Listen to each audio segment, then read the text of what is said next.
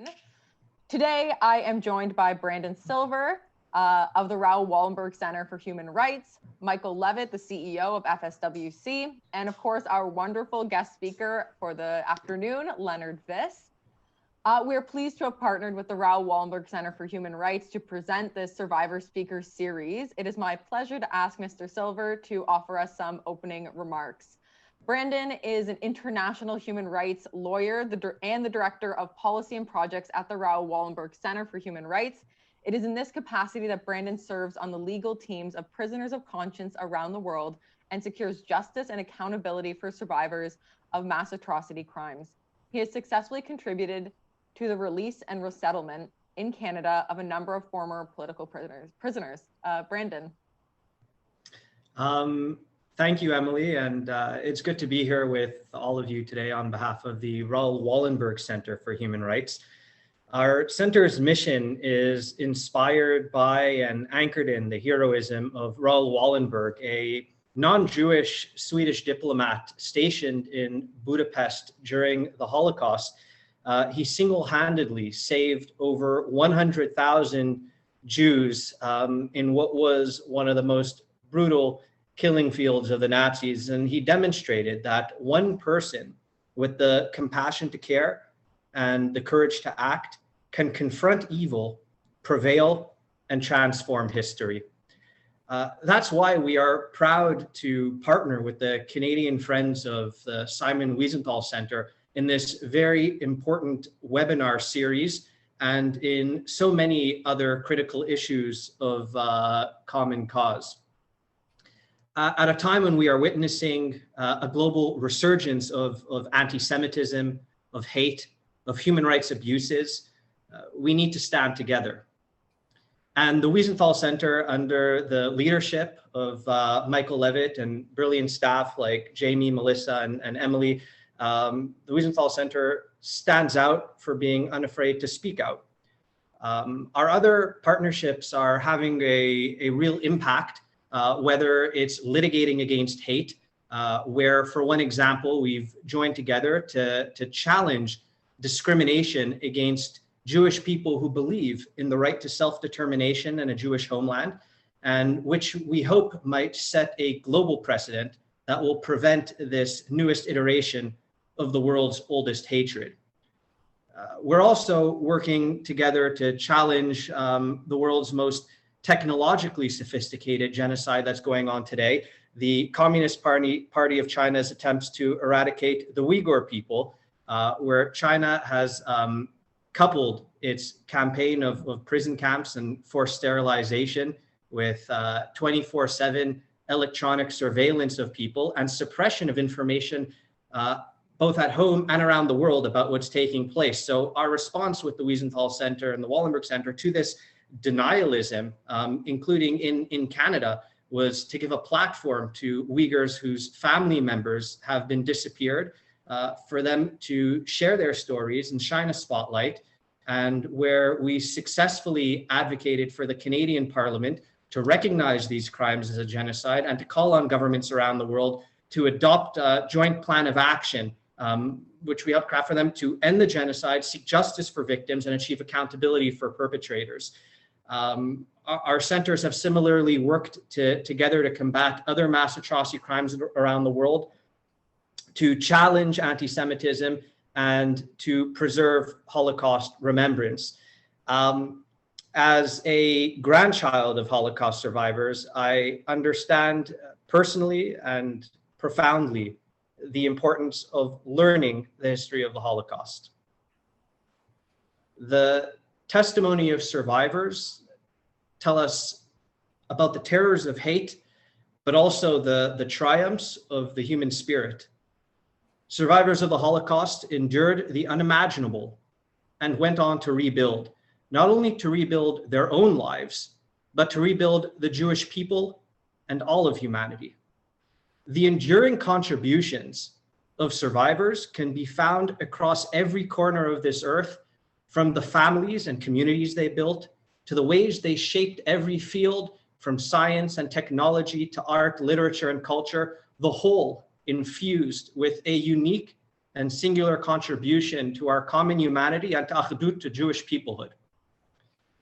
If you think of the very moral fabric of our societies were woven by the words and deeds of survivors, which is most evident when you think of some of the work of people like Congressman Tom Lantos, who was the architect of much of the moral action and human rights leadership of the United States on behalf of oppressed peoples around the world, and who saved countless lives through Congressman Lantos's actions. We think of French leader Simon Weil, also a Holocaust survivor, who was responsible for shaping and strengthening equality in France and throughout Europe. And of course, of Nobel Peace Laureate Elie Wiesel, who through his writing and outspokenness on the imperative of Holocaust remembrance, became a singular voice against atrocities and against anti-Semitism, and was known as the conscience of humanity. So today's testimony by Mr. Vis is very much in this tradition, and we are extremely grateful to him for this. By bearing witness to the unspeakable crimes of the Holocaust, we remember those whose lives were taken, recognize the resilience of survivors, and reaffirm our responsibility towards never again.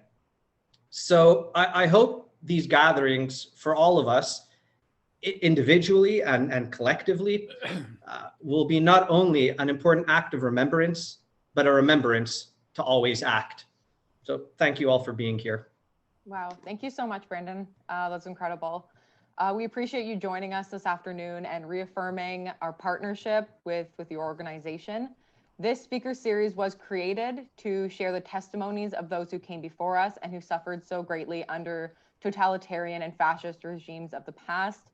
In these challenging times, we at FSWC and at the Wallenberg Center believe that it is of the utmost importance to reflect on these survivors and to do our best to apply the lessons of the past to help solve the challenges of the present. Our guest of honor this evening, or this afternoon, is one of our more recent additions to the speakers team, Mr. Leonard Vis. We are lucky enough to have him begin speaking with us last year, although he has spoken about his experiences during the Holocaust for many years prior to that. Leonard was born in 1930 in the capital city of the Netherlands. During the Holocaust, different families and neighbors concealed Leonard along with his siblings in the years after the invasion of Holland by the Germans. Today, he is what we as historians would term a hidden child of the Holocaust. Leonard's story is a critical addition to the panelists we have had so far, as he is a reminder of the vast range of circumstances and outcomes for Jewish victims during the turbulent years of the Second World War and the Holocaust. We thank him for joining us this afternoon to share his testimony. Leonard, begin. Thank you very much. I'm honored to be here. My talk today will center around the incredible ignorance by the general public and by the Jews in general about the Holocaust. It's a very sad thing that we still have to tell people how it was because they can't seem to remember or they can't seem to digest it properly. I would like to tell you about what I tell the children that I have spoken to and perhaps will still be speaking to. I gather this is an adult audience, so I hope I'm not insulting you by telling you things that you already know. But it doesn't hurt to repeat a few things. And years ago, I made a PowerPoint presentation. Actually, it was made for me, but I'll read you a little bit from it because it is worthwhile for you to remember what this situation that we find ourselves in is all about. We do not know how to counter our enemies. We do not know how to tell them things that they don't know. We tend to use the usual, commonplaces. But let me tell you, 99% of the world is not Jewish. Jews comprise but 0.25% of the world population. And I tell the kids, make notes of that, because this is useful information. You can work with that. It will help you. There are 15 million Jews. versus 6 billion others. Billion. It's a lot. The Jews are the oldest of any people on earth, with their identity and cultural heritage intact. The Holocaust. It was a state-sanctioned industrialized murder of a defined group of citizens of that state. In this case, it was the German state, Germany. But they had ample helpers, lots of people who very enthusiastically helped them. I come from Holland, and it's very interesting. We say, or one says about Holland, that 75% of the Jewish population was killed. How did they get to that percentage? They added every Jew, no matter what his status was among the Germans, in order to get to that percentage. In other words, the more Jews you manage to get together, the lower the murdered percentage get. But if you just take the Jews who, such as I, had 3 or 4 Jewish grandparents and who were deportable, in other words, we were available for being sent to the East, as we called it, then you come to 86.4% of the deportable Jews in Holland. There was a lot of activity. If you were busy with the Jews, you didn't get to the Eastern Front. If you were busy with the Jews, you could steal possessions of the Jews. If you were busy with the Jews, you got a finder's fee for every Jew. Something like 5 guilders, $2. Not bad in those years. The aim of Nazi Germany was the total annihilation by any means of the entire Jewish presence in Europe. You know, that's quite a goal. That's quite a thrust to make that your major work in the Second World War. The Germans wanted to eradicate any Jewish presence in whatever form of endeavor. And they promulgated laws for that, directives. The Germans were the most incredible bookkeepers. When you realize, if you look for your forebears, how relatively easy it's to find, because the Germans kept book, even of people who they killed. The Holocaust is the best and most extensively documented crime against a defined group of people in the history of mankind. Now, if anybody denies the Holocaust, you can really tell them that they don't know what they're talking about, because the Germans kept book. And they love the Germans. They say the Germans didn't do it. Well, the Germans did do it, and they wanted you to know about it. These are all strategies or tactics, if you will. When somebody talks to you and says, it didn't happen, or as the Germans said, es ist nicht wahr, it's not true. The Holocaust can be defined by what I call the 3 X's.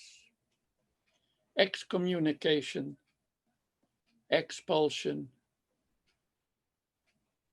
and the last form is extermination. The excommunication was, and I speak about Holland especially because I'm not physically familiar with what happened in the Eastern countries. In Holland, the excommunication consisted of not being able to use the proper public facilities, the fact that you had to have a yellow star on your coat with the word Jew on it, the fact that you couldn't go to a school anymore that was not Jewish, you had to go to a Jewish school, and in the end, the fact that you were physically removed from the country of which you were a legal citizen. You were not a refugee. You were just there, and my family had been in Holland since before the French Revolution, say 1780. And the Germans had a big problem. Once they had all those Jews in a place together, they had to feed them, maybe even clothe them. And that was a great strain on the German economy. And they said, well, we better kill them. And that was the upshot of the 3 X's, extermination. If any of these elements are not present, you cannot speak of a Holocaust, but you speak of a genocide. And that's bad enough as it is. How could it happen? Indifference, good people doing nothing, religious teachings defaming Jews. I never understood how my aunt could sing in the Matthias Passion by Bach. When you read the words that go with that musical production, it's so anti-Semitic, it's not even funny. And stereotyping, all the Jews own all the banks, and all the papers and everything else. But above all, it was a lack of compassion, civility, and decency on the part of the non-Jewish population. In Holland, the Dutch were not very unhappy with the German occupation. Everything was pretty copacetic. Only when hunger started to move in, the beginning, or the end rather, of 1944, then they started to scratch their head and said, hey, not all that nice after all. We become anti-German now. We don't want them anymore. They're actors in the Holocaust. You have to be aware of that. And when you see that lined up, it becomes very interesting how you become a part of the group of people who can truly tell others what the Holocaust was all about. Let me digress for a moment what I tell the kids about hatred. And I ask them, is there anybody here who hates broccoli? And there's always somebody who hates broccoli. So I asked them to come to the front of the class and say, tell the class quite clearly, I hate broccoli. So there he or she stands and says, I hate broccoli. And I asked him, I said, whose problem is that? Yours or the broccoli?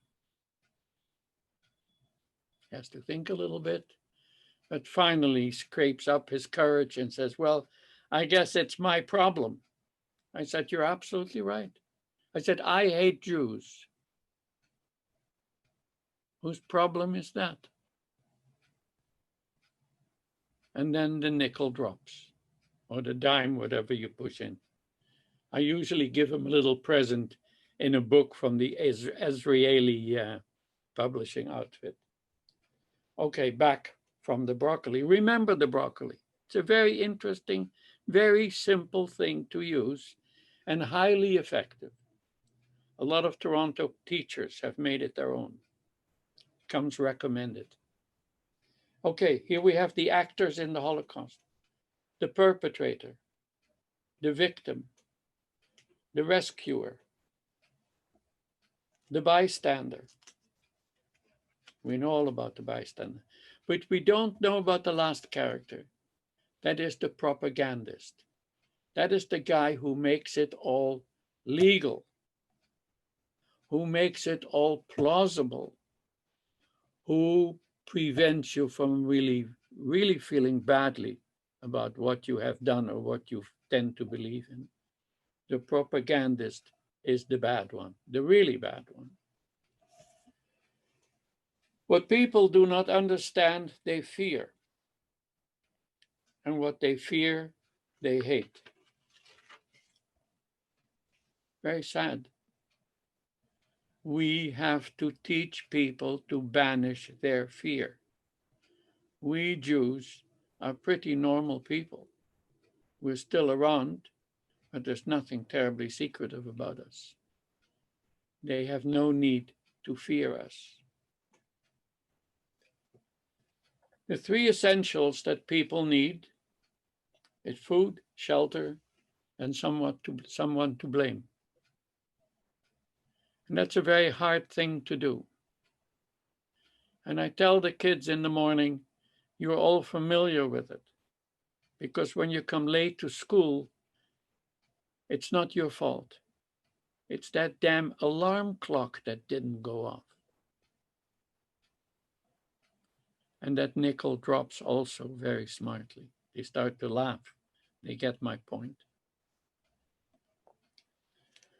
By all accounts, 6 million Jews were murdered and 1.5 million were children. With that statement, we have a big problem because we don't know what 1 million is. We deal very easy with 1 million. Ask our prime minister. He hands out millions like it's easy. You know, everybody knows what 1 million is. Well, when you're a victim of the Holocaust, you don't know what 1 million is. So I have figured out how to impress on my youthful audience what 1.5 million is. And I tell them that in their mind's eye, they come with me to the Varsity Stadium here in Toronto. And we'll sit in the bleachers and I will march the 1.5 million children by in their mind's eye. And we will not stop for a pit stop and we will not stop for lunch. And I'll do it real fast. Like 1, 2, 3, 4, until the 1.5 million, the last one, has passed by us. And the question is, how long are we going to sit there? And you didn't bring your calculator, so you're excused from not knowing it. But we're sitting there for 1.5 million seconds. And that is equal to 18 days and 19 nights. And nobody's had lunch. And nobody has availed themselves of a pit stop. That's what 1.5 million Jewish children are like. A lot. A very, very big lot. Only then will you understand what it means.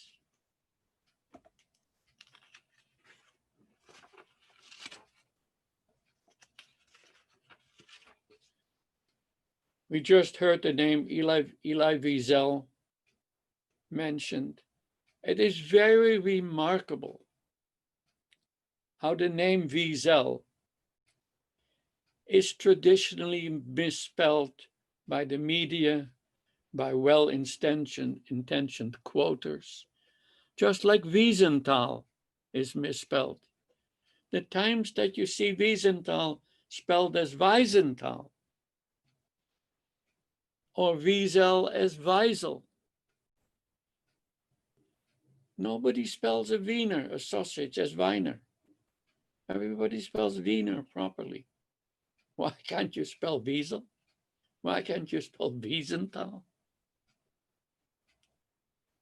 Oh, what difference does it make? Well, it does. A name is one of our holiest possessions. What does Yad Vashem stand for? Shem meaning name. Elie Wiesel has said, not all the victims of the Holocaust were Jewish. That's very true. But all the Jews were its victims. Use that in your argumentation, in defining and also in diffusing misconceptions. He also quoted somebody that he inquired, said, what did you learn from the Holocaust? And this person told him, he said, if somebody's going to tell you that they're going to kill you, they mean it. At the end of every war, nations tally their losses. Not so with the Jews. They counted their survivors. It was that bad.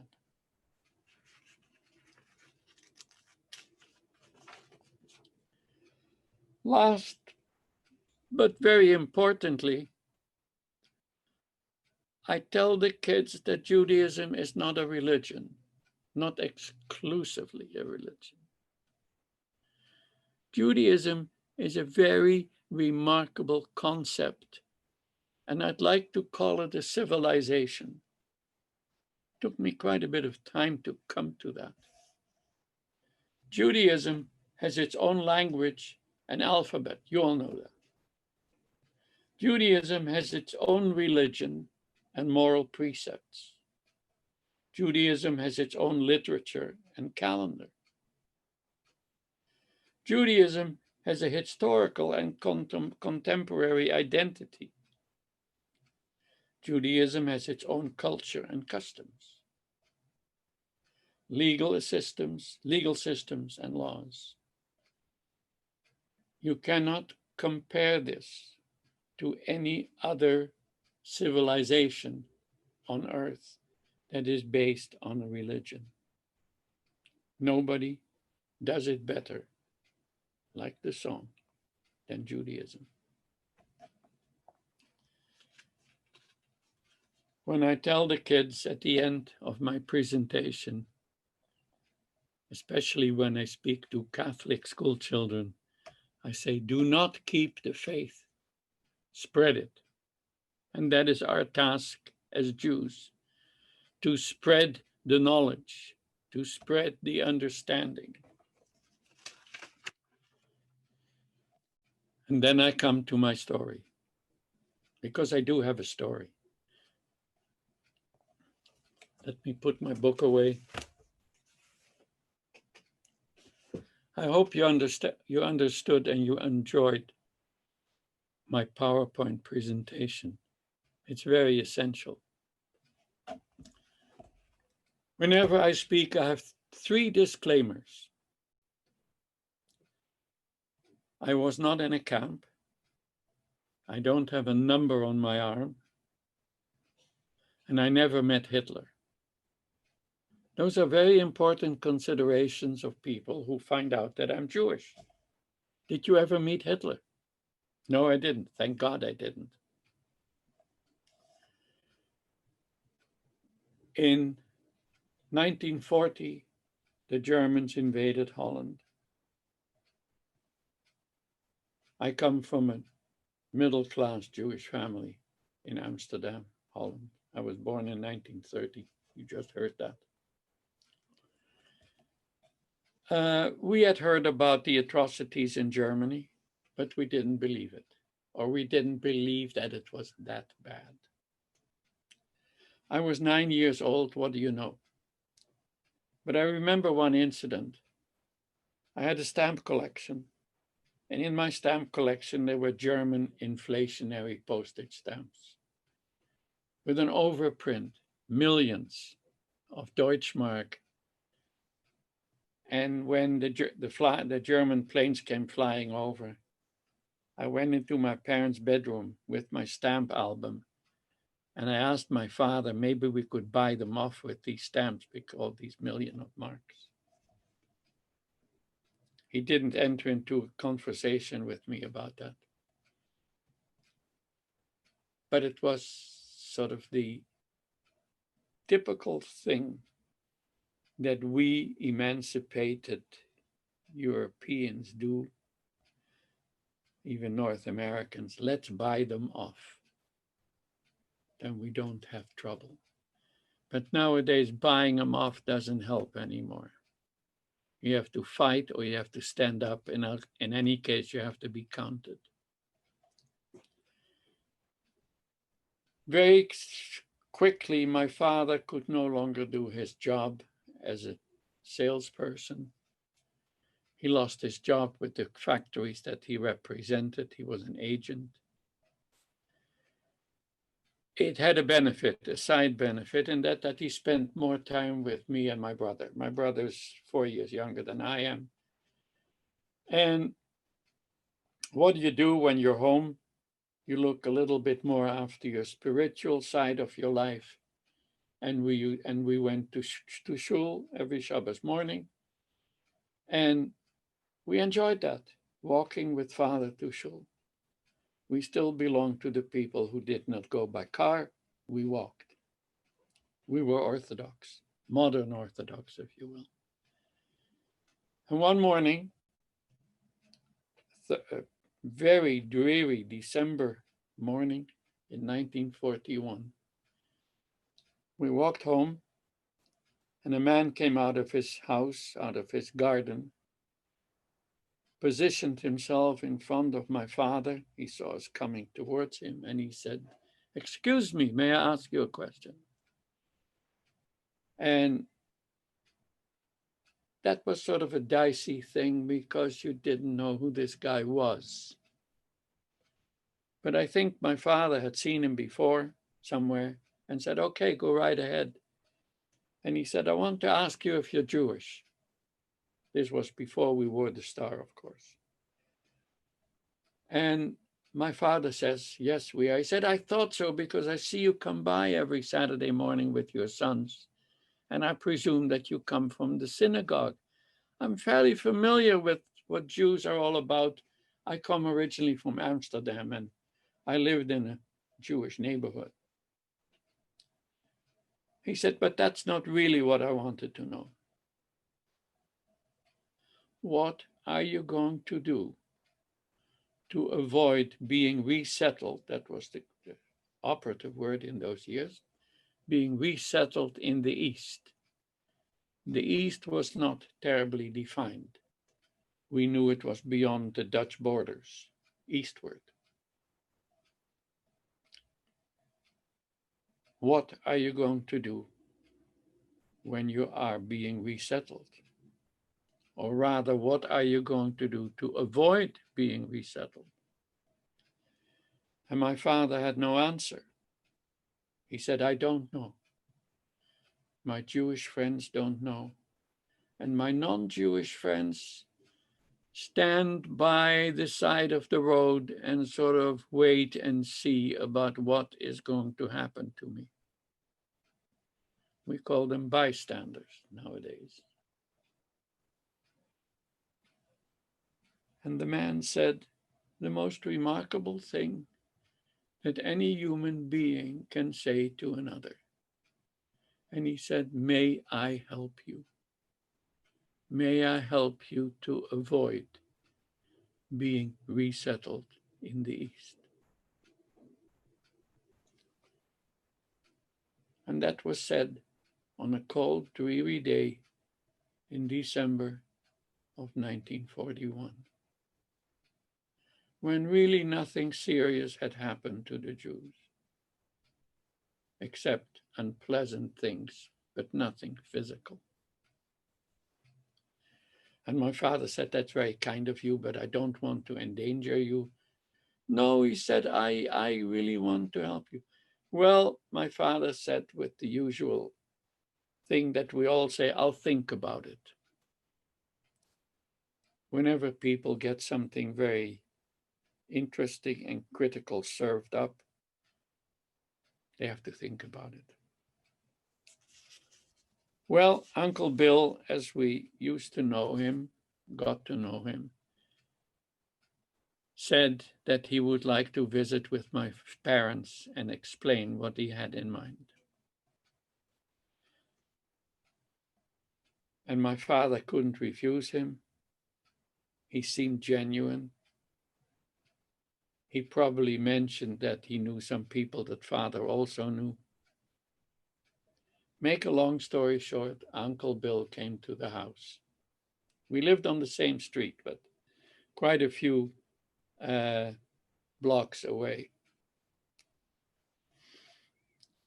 And he convinced my parents that they should go into hiding. It was a strange thing. There are no books going into hiding for dummies.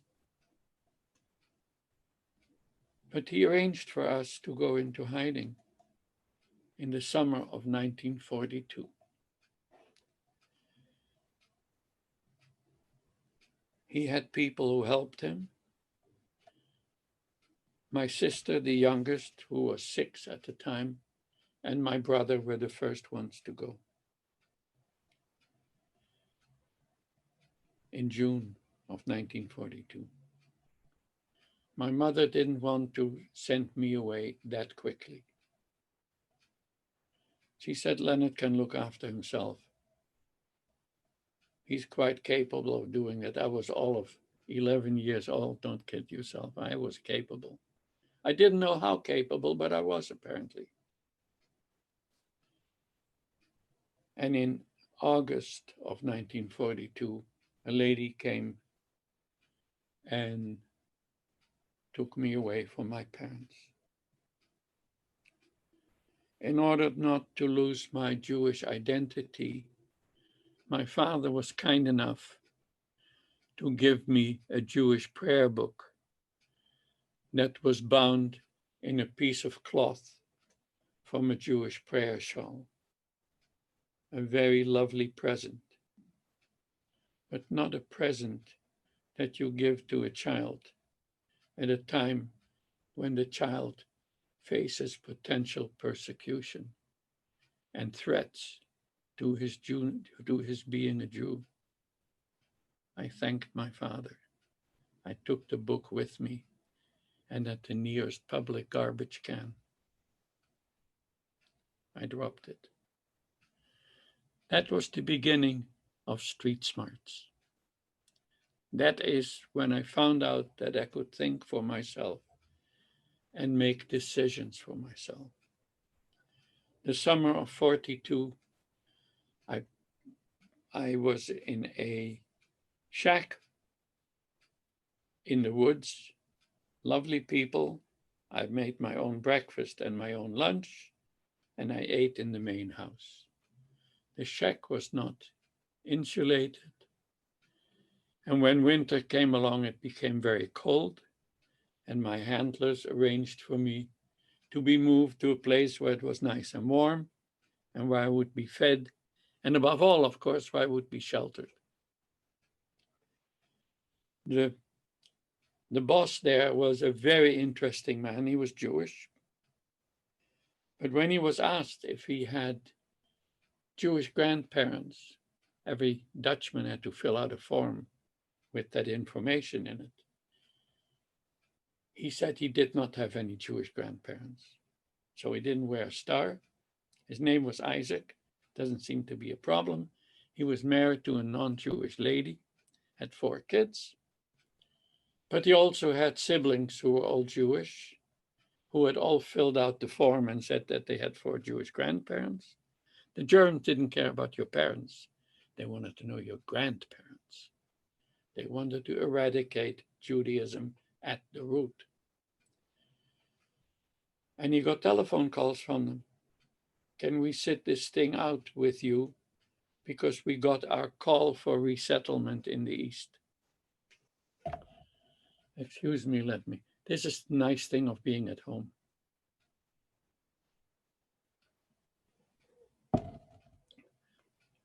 You don't have to drink water like with a proper speech. You can have your own mixture. Before too long, and I'll condense this story, we were at his house with 28 Jewish people in hiding, in addition to his family of 6, husband, wife, and 4 kids. It was a big house. He was by origin a masseur. He also did things with people with some perceived kind of magnetism, sort of a Svengali type of operation. And with the Jews in his house who all contribute a little bit to the operating cost, and he perhaps got some money also from the underground, it was very difficult to find a place to hide in those years, very difficult. He had a very comfortable life. And part of his comfort consisted of him having a girlfriend. And his brother and sisters said to him, Isaac, that's no good. Don't involve her. We don't know if she can be trusted or not. You know, cut it out. Do this after the war, but not while we're there. You're potentially endangering us. Well, we never found out if she betrayed us, but somebody did. And on the 30th of September, 1943, I had been in hiding for well over a year. The Dutch police cordoned off the building, the house, and two collaborators of the Sicherheitsdienst, the German operational arm of the Gestapo, walked in. They were Dutchmen, spoke Dutch, and they were Quislings, members of the Dutch National Socialist Party, knew exactly where we were, where our hiding place was, and said, we'll shoot or come out. So we came out, and that was Rosh Hashanah, Jewish New Year, in 1943. The day before, the major razzia was held in Amsterdam, and at that point, Amsterdam had been depleted of the Jewish presence. Everybody was moved to a collection point in Amsterdam, and for us, there was no place. They chartered a moving van and took us to a jail in Haarlem. We were transported to the collection point at a later in the week, on a Saturday actually, and there I met friends of my parents in the auditorium, and my Uncle Henry said to me, "How are you?" He asked me, said, "Are your parents still all right?" I said, "Yes," and my brother and my sister were all in hiding. He said, "Let me find out what your status is here. If you are a punishment case." And he had some connections in the administration. And interestingly enough, when we came in, there were some SSers standing there and some Jewish internal police, I guess, who said, adults to the right, children to the left, adults register the children. And the reason that I'm here talking to you is that I was not registered in that collection point because I was on my own. I had no parents with me. And Uncle Henry said, "You have to get out of here before they find out that you're here," but strangely enough, illegally. "This is the plan." He said, "Find yourself a young kid who is part of a larger family and become friendly with them. On Friday night, they empty the place here, the Germans do, in the middle of the night. It was Kol Nidre, as a matter of fact, the 9th of October, 43. And when they tell everybody to run out to the streetcars that stand outside in the middle of the night, you run out with them. As it happens, Aunt Betsy and Uncle Henry were in that collection point with an Ausweis, with a permit to stay because they had an exit visa for Cuba.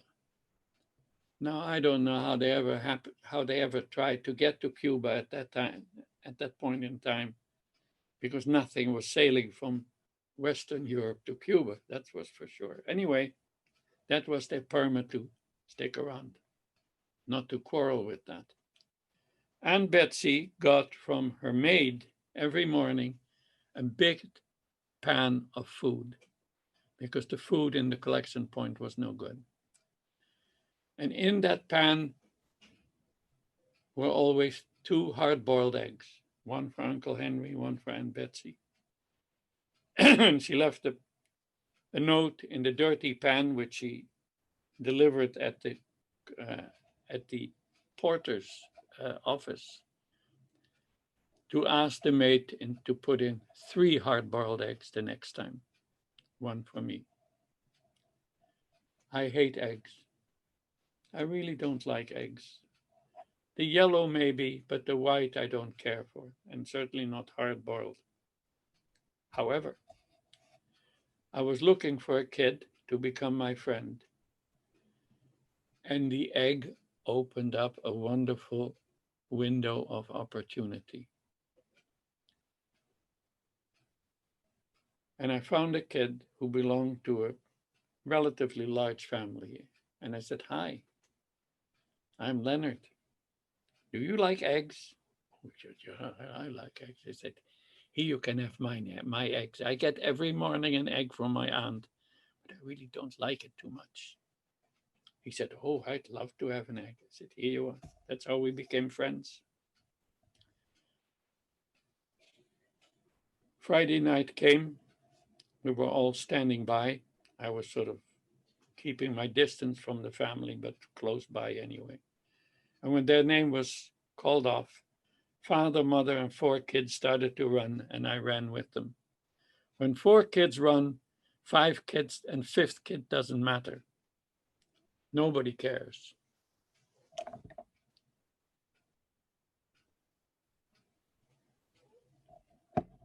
Least of all, a couple of sleepy assessors who wanted to get back to bed. We arrived at the railroad platform of one of the railroad stations in Amsterdam. I separated from them unobtrusively, went to another compartment, ordinary choo-choo train, 3rd-class compartment. And when everybody was seated, I told the people that I was going to jump from the train. They had nothing to worry about. Nobody knew me. I was not registered. I would not put the roll call in danger that they had to stand around longer than absolutely necessary. One request, will you please close the door behind me? And when the train started to move and got outside of the lights of the railroad station, I jumped. I was exactly 13 years old at that time. I had money in my pocket. I had my Swiss Army knife in my pocket.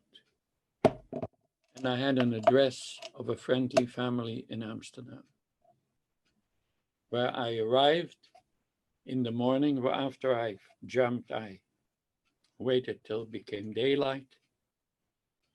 And when it became day, of course, the first thing you do is have a pee because you're nervous as hell.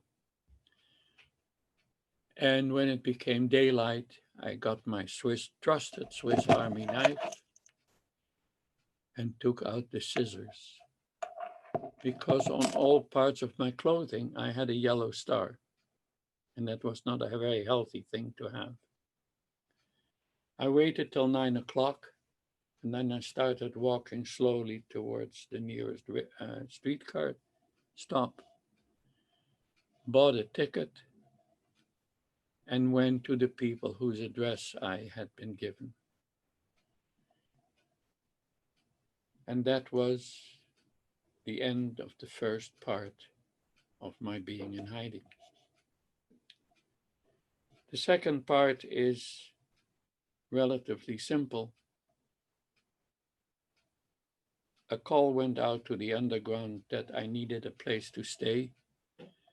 And the guy who delivered the vegetables and the potatoes at the place where I was before heard that people were looking for a place for me. And he stepped forward. Nobody bent his arm. Nobody convinced him, persuaded him. He said, "I'll know Theo. He's a nice kid. I'll take him in." He was 25 years old. His wife was 23. And she was pregnant with her 2nd child. Her first child was 4 years old. Nice kid. Anyway, they took me in. I slept with the little boy, who not always woke up in the middle of the night. But these things dry up, you know. You learn to roll with the punches.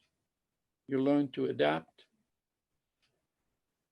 You learn to still remain yourself, despite that you are in somebody else's environment, and you learn to respect them.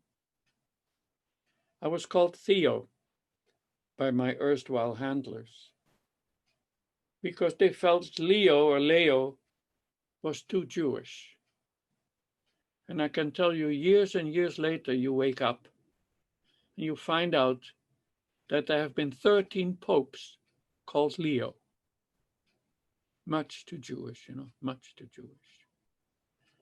This is part of something called depersonalization. I think I should stop here because I'm sure you have questions. And I think I've used up too much of the time already. So before I become boring, I'll hand back over to Emily, who will start the question period. Thank you all for hearing me out. And don't forget, don't keep the faith, spread it. Thank you. Well, Leonard, I don't think you could ever bore anyone here, so definitely don't think that. Thank you so much. I know I've listened to your story a number of times, but every time I listen to it, I always find I'm just floored by the story. And of course, somehow you always manage to tell it with a bit of humor, which I also find to be really refreshing as well. Just looking at a couple of the questions and being mindful of the time, I'm going to have one question for you, and then we're going to probably wrap it up if that's okay.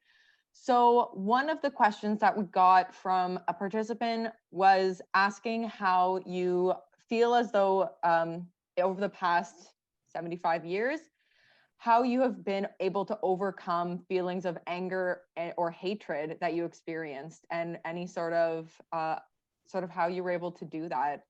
Or if you were, because of course, I think a lot of people hear stories about the Holocaust and they are angry and feel hatred on your behalf. And of course, 75 years is a very long time to feel that way.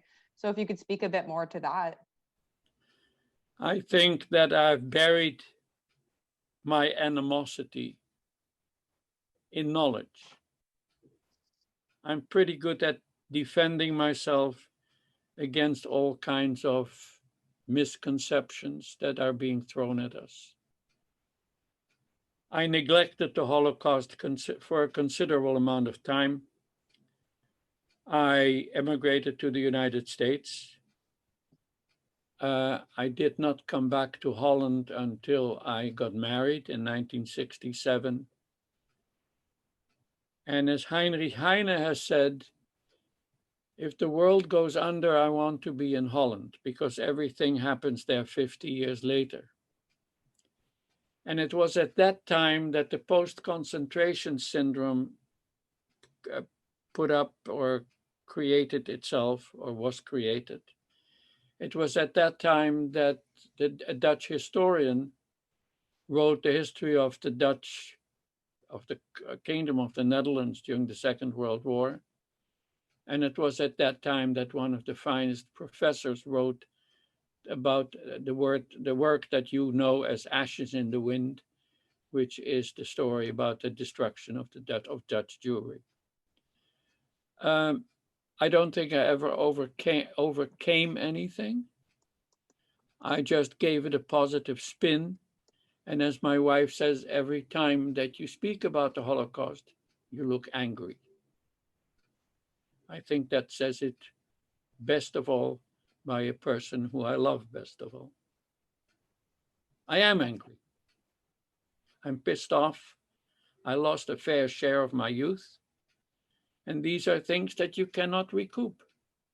So the only thing you can do, it's like you do with lemons, you know, you make lemonade. That's all. And I speak. At least I do something positive with it, like lemonade. Okay. Well, Absolutely. And I'm sure, of course, your wife knows you best. And of course, I'm sure, and I know everyone here, I speak for everyone here, that of course, we're really grateful that you come and speak to us. I know it's not easy always to have these conversations. And of course, you very willingly come and speak with us and at schools. And we really appreciate that, because we know that it's never as straightforward as it seems, that there's a lot of energy and emotion that goes into it. So thank you, Leonard. On behalf of everyone here, really want to thank you for sharing your story with us and for speaking with us. I'm going to turn the conversation over to Michael, our president and CEO, for a few closing remarks. Well, thank you very much, Emily.